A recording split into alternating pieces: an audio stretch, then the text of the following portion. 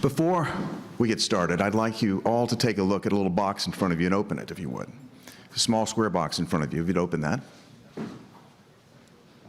There it is, Sakawa-san, right in front of you there. Open that box. There's a small gift in that box from me, and I want to invite you to use that gift tonight after the President departs to step outside and celebrate with a small afterglow in celebration of the arrival of the President of the United States for the first state visit of the Reiwa era. So we look forward to that. Now, tonight, I have the great honor and privilege of introducing the 45th President of the United States, Donald J. Trump, and First Lady Melania Trump. Since his inauguration, President Trump has placed an unprecedented focus on deepening the relationship between the United States and Japan. We can see this clearly in the close personal relationship that the President has developed with Prime Minister Abe and their close alignment on our shared goals and objectives. President Trump has strengthened our engagement in the Indo-Pacific region and enhanced our cooperation with Japan. We have record levels of defense spending enable us to ensure the region remains free and open in every respect. President Trump has also made clear our commitment to protecting the interest of American and Japanese companies in this region, the companies you all represent. Your success is vital to our economic security and thus our national security. The President continues to work to ensure that you will not be undermined by non-market behavior nor by unfair trading practices. I cannot overstate what a pleasure it is to welcome so many distinguished leaders of the Japanese business community. Your companies have made tremendous contributions to our economic relationship, generating hundreds of thousands of jobs and fueling our mutual prosperity. While President Trump has been making investment in the United States more attractive than ever with his pro-growth and pro-business policies, Mrs. Trump has focused her time on improving the well-being of children and helping them reach their full potential through the Be Best campaign. Through the campaign, Mrs. Trump has touched the lives of countless children, both in the United States and abroad. Now I would ask you to all join me in welcoming the President and First Lady of the United States.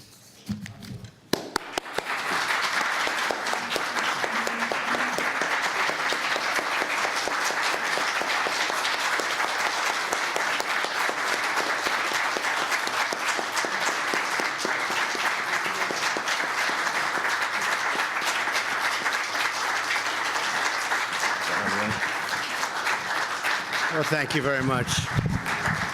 Thank you very much. We just spent many, many hours on the plane. You know the flight probably as well as I do. And here we are. We just walked off the plane, and here we are, along with probably 40 of the greatest business leaders in the world. So thank you very much. Please sit down. Thank you. Thank you, Ambassador Hagerty, and you've been doing a fantastic job. Everybody's talking about the job. Do we like the job he's doing, folks? Right?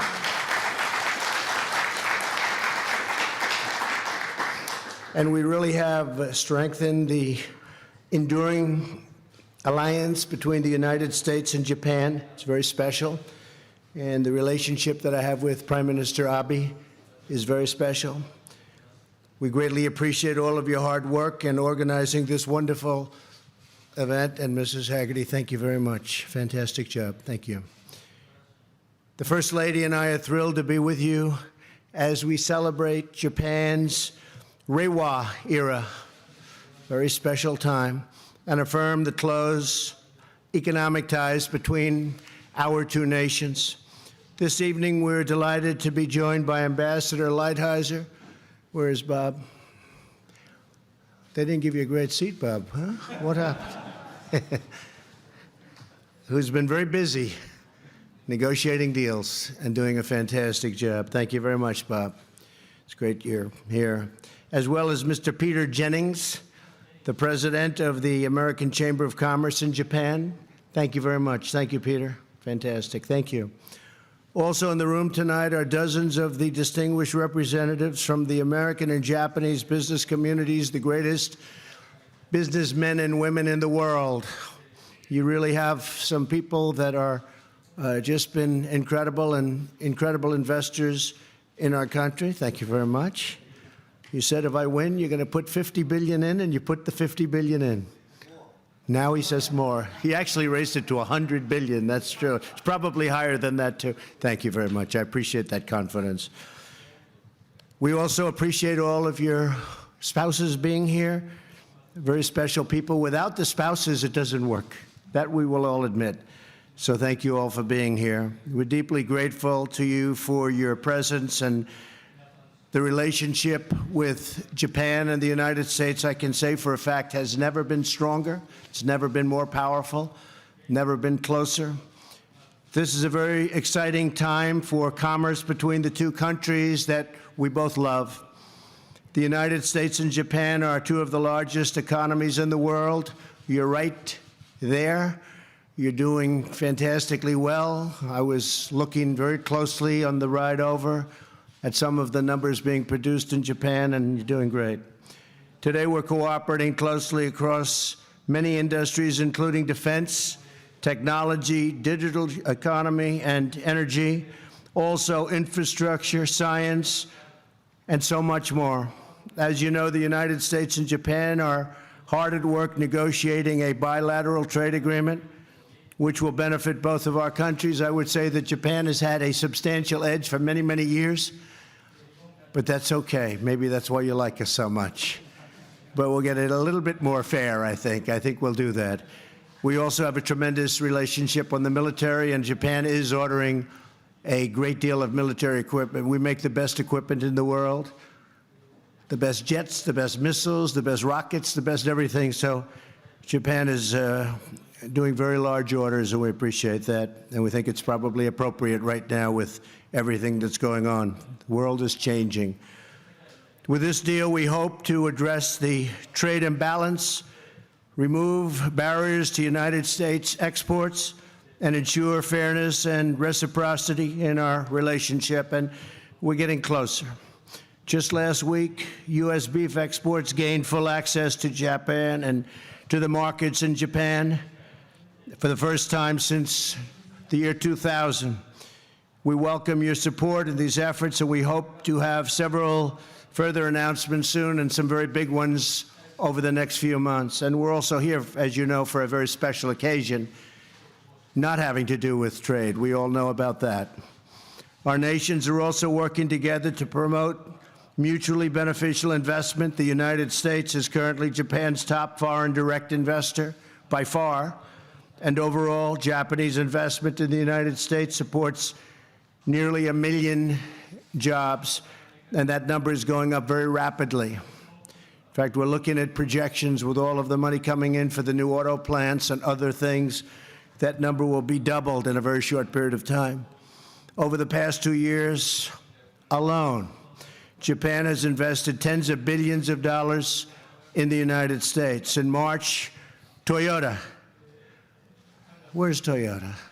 Huh? I thought that was you. Please stand up. That's pretty big stuff, right? Thank you very much. We appreciate it very much. Thank you. Which is represented in a number of people, but we have the boss. There's nothing like the boss. Thank you. Recently announced new investments of $750 million and increased its 5-year investment plan to $13 billion. Appreciate it. With plans to add many, many new American manufacturing jobs. And last month, SoftBank and Denso, where are they, please? Where are they? Well, this guy. Where is, do you have another, or you do? That's what I thought. Thank you very much. Thank you. Appreciate it. Joined Toyota in announcing a $1 billion investment to help Uber developed self-driving cars and technology, and I guess self-driving cars are becoming a bigger and bigger thing. What do you think? Yes? That's the future? If you say that's the future, I'm okay with it. It seems very strange when you look over and there's nobody behind a car going 60 miles an hour, but when you say it, I'm good with it. I hope many of you in the room will also significantly increase your investments in the United States. There's no better place to invest. You look at what's happened with our stock market. It's up almost 50% since my election in 2016. We have the best employment numbers we've ever had as of this week. We have almost 160 million people working. It's the most we've ever had working. And we have the best unemployment numbers we've ever had, specifically on groups: African American, Asian American, Hispanic American, the best historically. With women, we have the best numbers we've had in now 71 years. It's going to be very soon a historic number, meaning the best ever. So there's never been a better time to invest and to do business in the United States. We have some interesting trade deals going on. I'm sure you haven't read too much about it with China and some others, but it seems to be working along actually quite well. Last year, for the first time in a decade, the United States was ranked the most competitive economy anywhere in the world. During that year, our economy grew at 3%, and if the Fed didn't raise interest rates, frankly, it would have been much higher than 3%. And the stock market, as high as it's been, would have been at least, I think, probably anywhere from 7,000 to 10,000 points higher. But they wanted to raise interest rates. You'll explain that to me.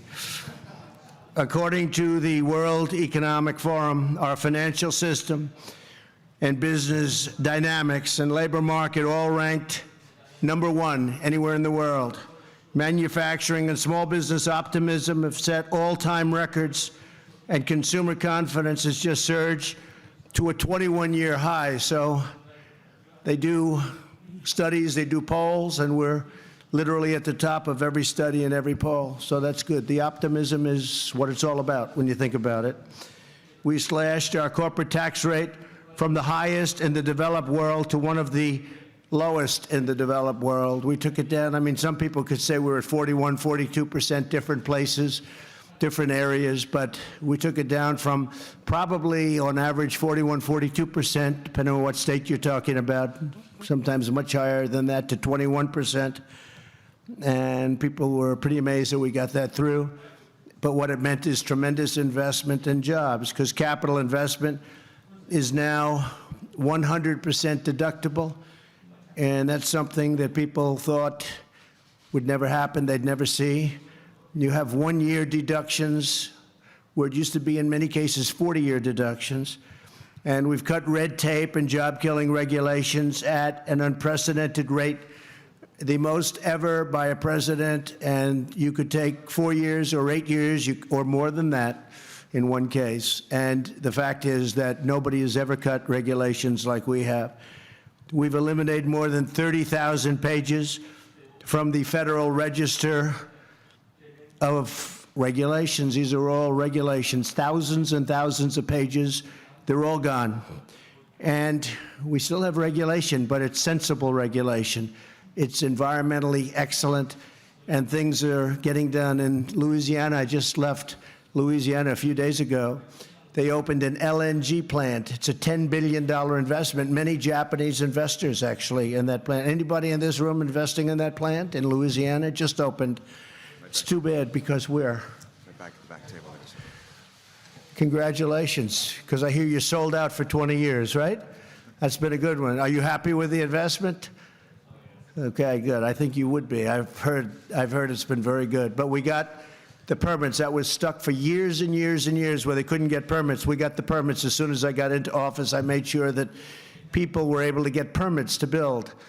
And that LNG plant is one of the biggest in the world. It is absolutely magnificent.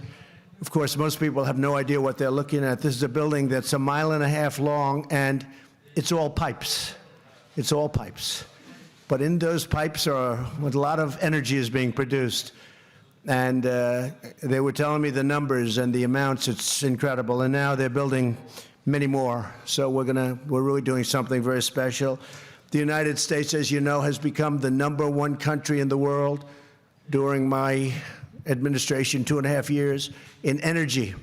So we're now #1 in the world, and actually we're #1 in the world by far.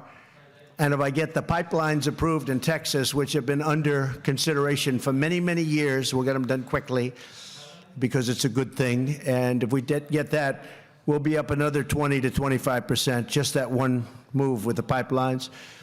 We were able to do as you know, the Dakota Access Pipeline, and we were able to do many pipelines.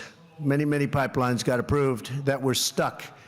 They were absolutely stuck. You know, the Keystone XL pipeline, the big one, I did that in my first week in office, 48,000 jobs, and that's now under construction. So we want U.S. companies, we want Japanese companies, we want firms from all around the world to build and hire and grow in the United States.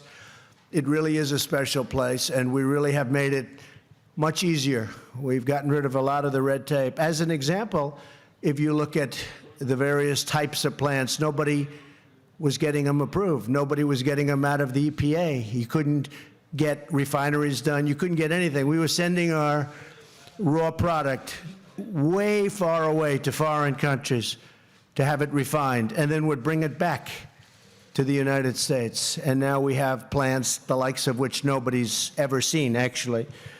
Commerce between the United States and Japan is essential to ensuring a future of peace and prosperity for all of our citizens. That relationship is so important. And I will say this, I met with some of our generals this morning before we left, and the relationship they have with the Japanese generals has been incredible, and they have tremendous respect for them, too, tremendous respect. If you join in seizing the incredible opportunities now before us in terms of investments in the United States, I think you're going to see tremendous return on your investments. It's my sincere hope that the Reiwa era, the economic ties between the United States and Japan, continue to grow deeper and stronger if that's possible. I think we right now probably have the best relationship with Japan that we've ever had. And that goes back a long way, but I don't think it's ever been better. This probably is the best, and we're going to keep it that way. So I look forward to seeing you all. I look forward to shaking your hands right now. I know the media finally will get them to go back and rest, because many of them came on the flight with us, and I'm sure they want to go home. I'm sure they wouldn't want to stick around and hear any of these conversations. But anyway, we had a good time on the flight. We had a great flight, and it's an honor to be with you again. I've been to Japan many times and have so many friends, and they are just, it's a great place with great people. Really great people. Thank you very much, and let's say hello to everybody. Thank you. And thank you very much. Thank you.